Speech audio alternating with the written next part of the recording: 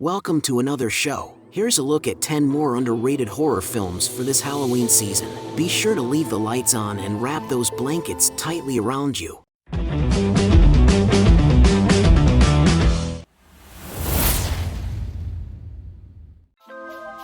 have someone. Yes. Do you sleep with him? Yes. Number 10. Possession, 1981. A woman starts exhibiting increasingly disturbing behavior after asking her husband for a divorce. Suspicions of infidelity soon give way to something much more sinister.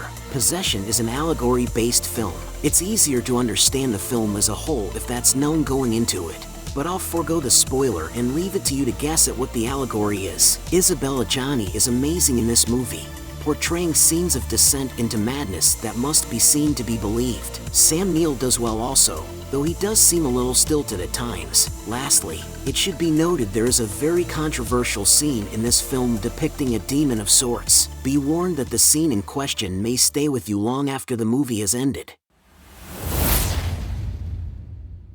I can't walk. Well, of course, I didn't draw you any legs.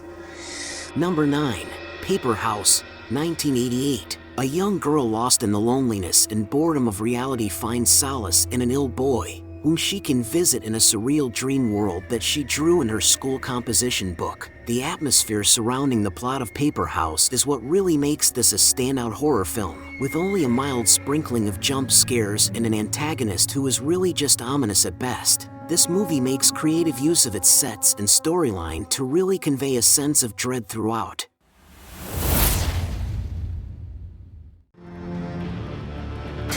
Not 2 minutes ago, I saw a man standing exactly here. I expect you imagined it. Number 8. The Innocence, 1961. A young governess for 2 children becomes convinced that the house and grounds are haunted. Gothic horror has become somewhat of a lost art. Audiences were once more easily immersed in dark atmospheres than those of today, who have lived through eras of slashers, exploitation, and unflinching gore fests. That said, The Innocence is one of the best in the Gothic genre, moody and plot-heavy. It's really an experience film. Asterisk note, the 2001 Nicole Kidman remake entitled The Others is decent with respect to how bad remakes often are. Still, The Innocence, in all its vintage glory, is more enjoyable in my opinion. A third body was found here today. A Poughkeepsie couple vanished over the weekend, seemingly without a trace. Number 7. The Poughkeepsie Tapes, 2007. In an abandoned house in Poughkeepsie, New York, murder investigators uncover hundreds of tapes showing decades of a serial killer's work. It's so real and terrifying that I had to do a solid hour of research after watching it to convince myself that it wasn't based on a true story. How did you die? Whatever it is trying desperately to communicate. Number 6. The Changeling, 1980. A man staying at a secluded historical mansion finds himself being haunted by the presence of a specter. This is the film that made me fall in love with horror movies. It's so simply done and makes the hair on the back of my neck stand every single time. The scene with the ball on the stairs has stayed with me for the 20 years since I saw it for the first time. Amazing.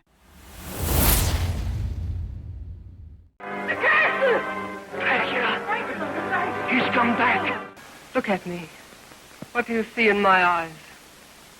Dead. Number 5. Dracula's Daughter, 1936. When I was a kid, I loved Frankenstein, Dracula, the Wolfman, and all the Universal classics. But aside from Frankie's Freaky Bride, it was mostly a monster boys' club. Then I discovered Dracula's Daughter starring a very goth Gloria Holden as a vamp with an appetite for the ladies. She was mysterious and alluring in ways that I did not fully grasp. But then I had a chance to see it again later when it aired on the show Elvira's Movie Macabre, and whoa, I realized she was the precursor of all ladies of the night, from Morticia Addams to Maleficent.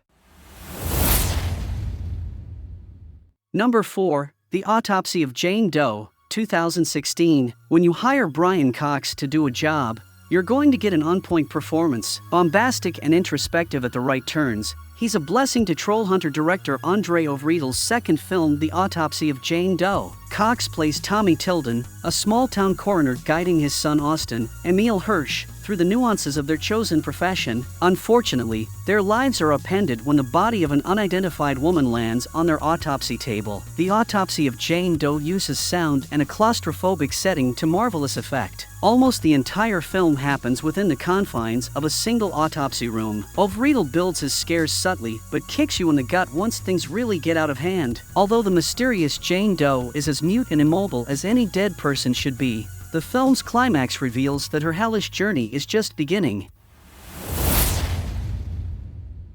Number 3. Dead Snow, 2009. The only thing better than a zombie movie is a Nazi zombie movie. There are few cinematic experiences as satisfying as watching undead Nazis eat it in the goriest, most disgusting ways imaginable. In 2009, the Norwegian black comedy horror film Dead Snow gave us this very gift, opening with a sequence vaguely reminiscent of John Carpenter's The Thing.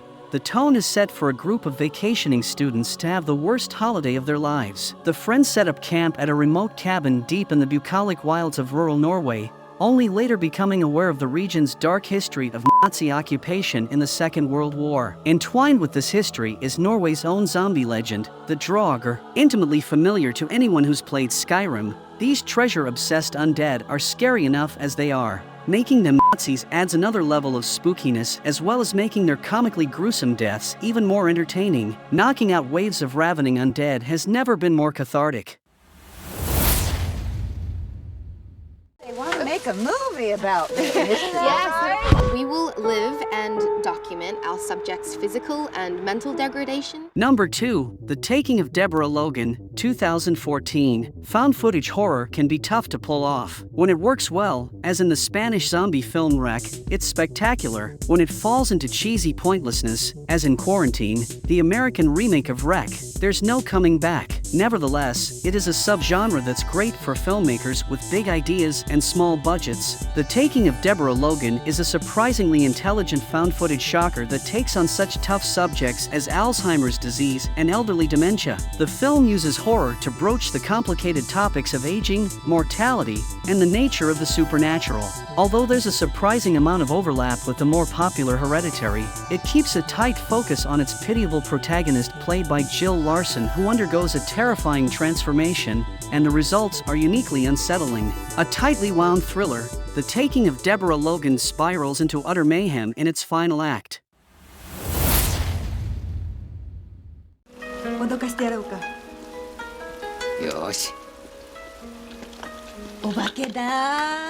Number 1. In the Realm of the Senses, 1976. A passionate telling of the story of Sada Abe, a woman whose affair with her master led to an obsessive and ultimately destructive sexual relationship. First and foremost, this film is based on true events within the horror genre. That adds a completely different layer of context when viewing that's absent from films based on fictional work. If you are a fan of films like Audition, this one may appeal to you. Two lovers push the envelope from pleasure to pain with horrific results that will have every male viewer subconsciously guarding his crotch for days. That was our show for today. What do you think? Have you seen any of these movies? Are there other underrated horror movies you think we should mention? Let me know in the comments section below. While you're at it, I'd be honored if you subscribe to my channel, share this video, and check out my Carl Vincent Vampire Hunter franchise also in the comments section. And until next time, this is Axelin for Kevin Given saying live long and prosper, may the force be with you, and keep reaching for the stars.